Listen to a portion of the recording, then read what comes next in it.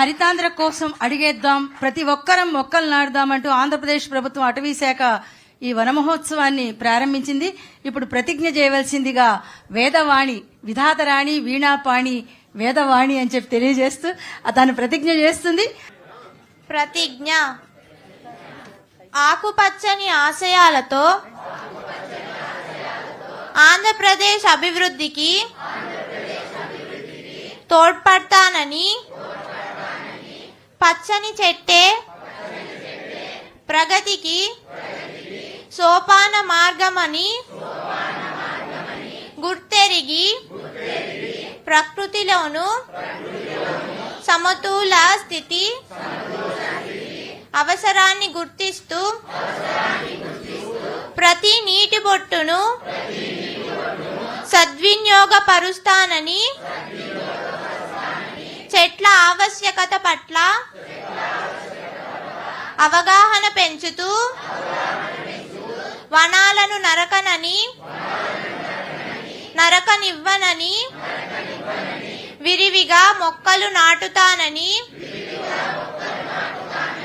మన ఊరూరా వాడవాడ ఇంట బయట అన్ని చోట్ల మొక్కలు నాటడంతో పాటు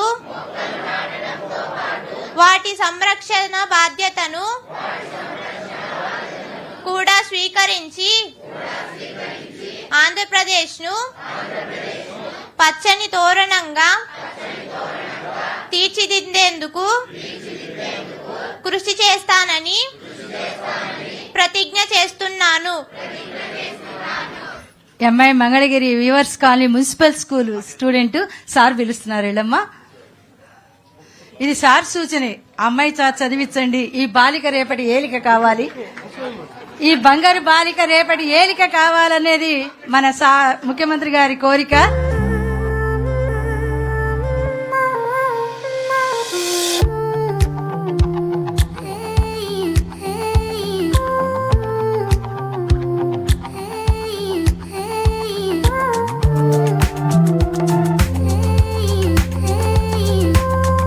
అందరికీ హృదయపూర్వక నమస్కారాలు.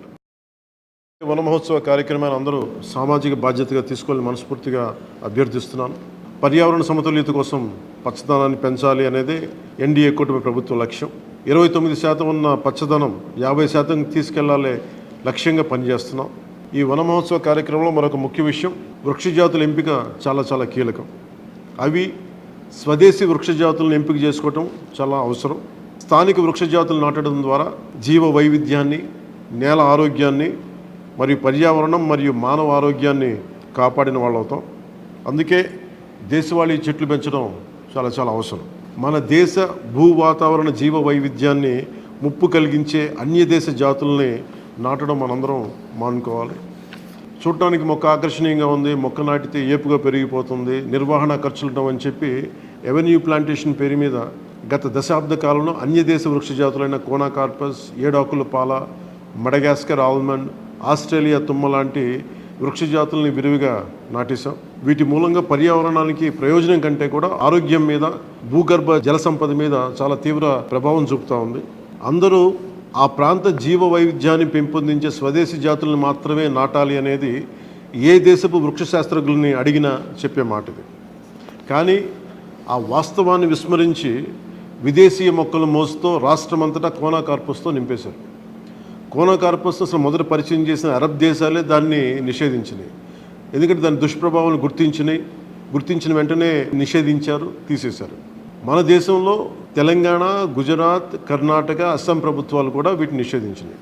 ఈ కోనాకార్పస్ లాంటి విదేశ వృక్ష జాతుల మూలంగా జరిగే అనర్థాలు చాలా ఉన్నాయి. అవి ముఖ్యంగా మన భూగర్భ జల సంపదను హరించి వేస్తాయి, శ్వాస సంబంధ ఆరోగ్య సమస్యలకి కారణమవుతున్నాయి. కోనాకార్పస్ ఎలాంటి వృక్ష జాతి అంటే పశువులు తినవు, పక్షులు గూడు పెట్టవు, కనీసం పక్షులు కూడా వాలవు. చెట్టుని చేమని ఆధారంగా చేసుకుని బతికే క్రిమికీటకాలు కూడా ఈ చెట్లు జోలికి రావు. పక్షులే దూరంగా ఉండే ఈ మొక్కల్ని మనం మోజులో పడి ఎందుకు వేయాలి అనేది కీలకమైన ప్రశ్న.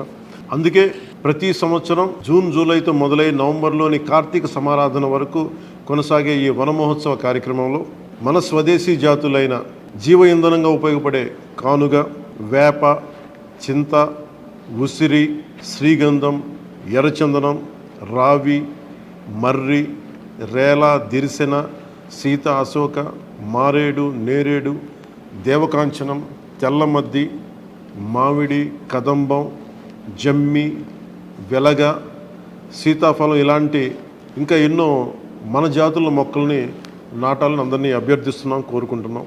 29% ఉన్న మన పచ్చదనాన్ని 50% తీసుకెళ్లే లక్ష్యంగా చంద్రబాబు నాయుడు గారి నాయకత్వంలో కూటమి ప్రభుత్వం పనిచేస్తుంది.